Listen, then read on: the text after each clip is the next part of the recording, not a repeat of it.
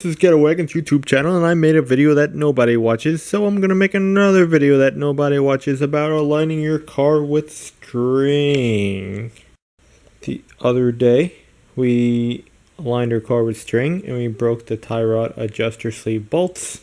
Another one broke, by the way. Still got originals on this side. 2 new ones on the passenger side. We test drove it, we made a crappy AC video, and we noticed the wheel was kicked to the, I love these free t-shirts I got from a shitty job, but it was kicked to the right. So we set it up again with our string bean alignment company. String. This time, instead of only running a string per side like we did last time, we decided it's going to be beneficial to run a string on both sides. And it's good we did, because the first time I did it, the steering wheel moved on me, and it was off. Now I just got a little bit of toe in. Just a little bit. Just a little tiny bit. Like an eighth. Maybe an eighth, I don't know. I don't measure. Over here we just got a little bit more than the other side. But I'm thinking it was going down the road. You know, it's going to be okay. I think my wheel actually might be turned a little bit to the right, so I might straighten it out. Wait, it's gonna go this way. No. Yeah, it's just to the right. Yeah, it's just gonna go left. I don't know. I think. Wait. Let's look. Yeah, if it's this way, it's gonna go that way. Yeah. Should be alright. Steering wheel might be off a slight bit. On your steering box vehicles, when you play with the alignment, either if you're doing string bean alignment company, or you have a legitimate John Bean or Hunter or whatever the heck it is, alignment rack, you're always going to have play.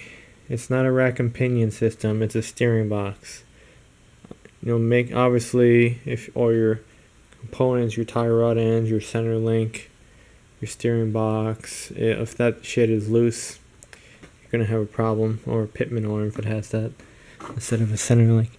So what I was checking this to see if, like, basically the play in the steering, if it's equal side to side, because sometimes you can have that wheel pointed straight, but the slop in the steering is not correct. It's a little more this way or a little more that way. So I try to center it, boom, boom, boom, boom, boom. So I have about an equal amount of slop in the steering wheel. And with that telling me basically like the steering box is kind of lined up as best as it can, because if you have no play in your input shaft and your steering box, you'll be going on a road like this every time the steering wheel. It'll be too much. So there's always that little bit of play in there to just take up a little bit of difference, so you don't have extremely twitchy steering wheel like a new Mercedes. If you've driven a new Mercedes, they drive absolutely terrible. I don't know what they did, but I drove one of those like it was brand new, had like 50 miles on it, and I wanted to crush the thing, bring it to the junkyard, because it was just way too twitchy. Electronic steering, I don't know what it was, but it was just terrible. So you don't want that. So I was thinking how in the past when I aligned this vehicle with a legitimate alignment rack, the steering wheel was crooked. And before that, when a bonehead was aligning it, they too got the steering wheel crooked. They told me, you can't do anything about it. You can't do anything with this, which is bullshit. Yes, when they were giving me that whole spiel, they probably had the steering, the steering wasn't lined up. Either the steering wheel was off a little bit, maybe they didn't account for the slop in the steering. Or if you are aligning a car and there actually is a little bit of play in the center link of the tie rod ends, you're going to be chasing it all the time. It's just never going to be right. Especially with a steering box car. So just keep that in mind. Because even with the locking steering column, that's a load of crap. Even with the locking steering column, you could turn these wheels. If these wheels are on a surface where they're on like turntables or something and they move pretty freely, if you grab this wheel, you're going to be able to move it. And all you're going to do is move this a little bit. Bam, bam, bam, bam, bam, bam. But even when that gets to its point of lock in the steering column, you can still go a little bit further, because again, that's just that play in that steering box, and it's going to bite you in your ass. Well, that's just my thought anyway. I never really thought about it, but then I'm figuring out why that could happen, and I'm pretty sure that that is the reason behind why you might get a crooked steering wheel. Definitely like front wheel drive, little Toyota car or something, like when I used to mess with the little Nissans or whatever. Those things, really easy to line up because they have like no plane of steering.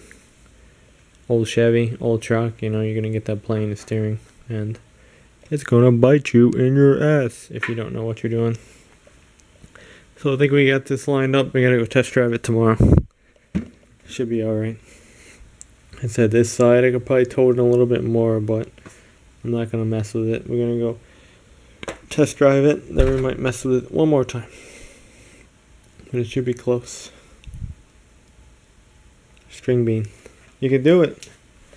Definitely the first time around it was a big improvement over the first time. I just straightened the steering wheel, and I probably went too far on one side and not enough on the other, so the wheel was crooked and it was towed out. I don't know. Enough talking, but hopefully that explains something on why you might have a crooked steering wheel after you're playing with your home alignment. And if this works, I saved $80. If it doesn't work, whatever. I'll give it about 2 more tries. I'm going to give up.